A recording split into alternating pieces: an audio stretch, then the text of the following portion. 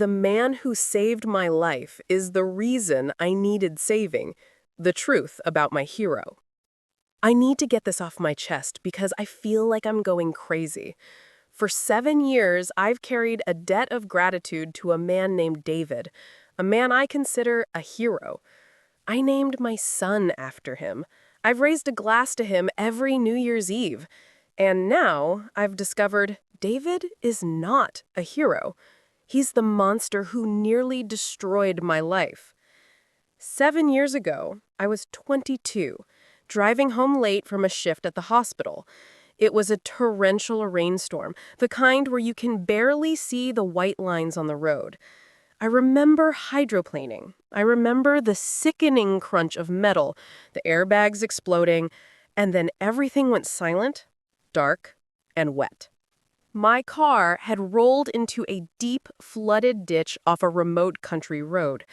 I was unconscious, trapped, and slowly sinking into the muddy water. The first thing I remember when I came to was the sound of a frantic voice and the beam of a flashlight cutting through the glass. That was David. He was a delivery driver, heading down that same road. He told the police later that he saw the fresh skid marks and the break in the guardrail. He stopped, found my car nose down in the ditch, and without thinking, he dove into the freezing water. He managed to smash the rear window, pull me out, drag me up the bank, and perform CPR until the paramedics arrived. He saved my life.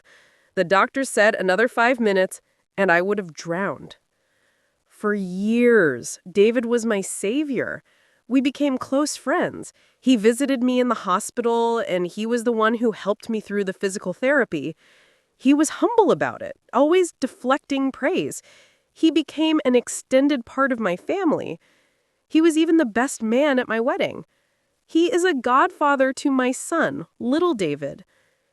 But 2 months ago, a different type of flood hit.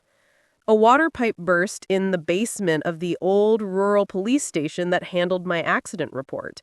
They were forced to digitize all their old paper files in a hurry. A junior officer handling the process found something strange and forwarded it to the chief, who happened to be the cousin of my husband's friend. My husband got a call last week. A quiet, terrifying call. The police chief wanted to meet us privately. He had the original accident file, which contained evidence that was never cataloged correctly 7 years ago, evidence that would have painted a very different picture. We sat in his office, and he showed us the photos. The original police photos from the scene were blurry, but the key piece of evidence was a page from David's initial interview, scribbled on a notepad. The officer had written, "Subject claims he saw nothing until he saw the car in the ditch. Checked tire marks. Subject's tires may be related to the skid marks 50 yards prior to impact. Subject hesitant when asked about speed." Then came the real evidence. A tiny, almost invisible paint chip recovered from my car's rear bumper that was filed away as unidentified debris. The lab result, recently re-examined during the file transfer, matched a very specific, rare shade of green paint used on a limited edition delivery van model, the exact model David was driving that night. The chief laid out the theory. David wasn't just passing by. He was driving carelessly, possibly speeding or distracted, and he clipped my bumper.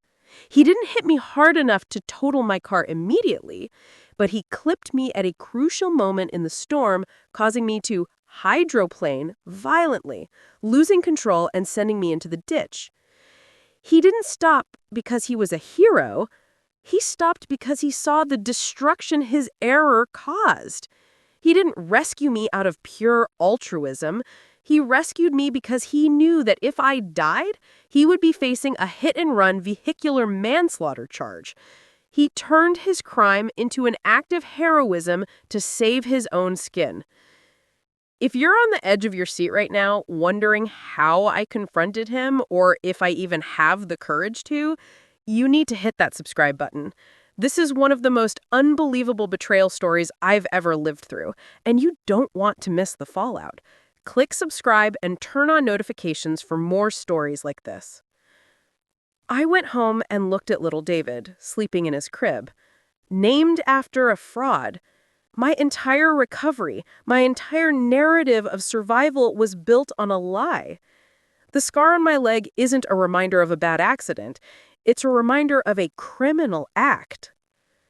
I haven't told Mark what to do.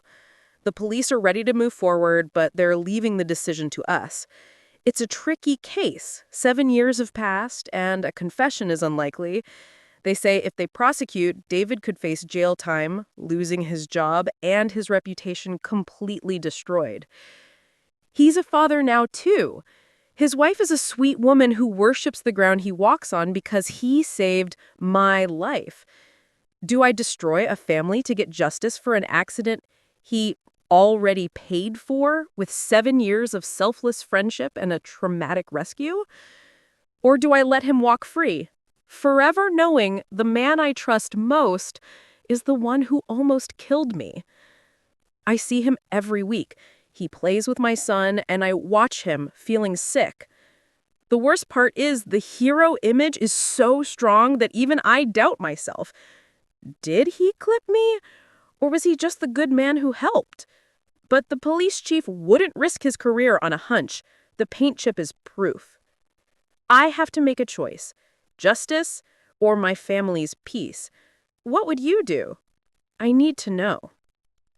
This is truly a nightmare. The man who was a symbol of hope turns out to be a villain. The irony is heartbreaking. What is the morally correct thing to do? Should our narrator go to the police and risk destroying an innocent family, or keep the secret to maintain their own family's peace? Drop your vote and your reasoning in the comments below. This story is far from over. If you want to know what the narrator decides and the devastating consequences of that choice, subscribe now and join the community. You absolutely cannot miss the update to this story.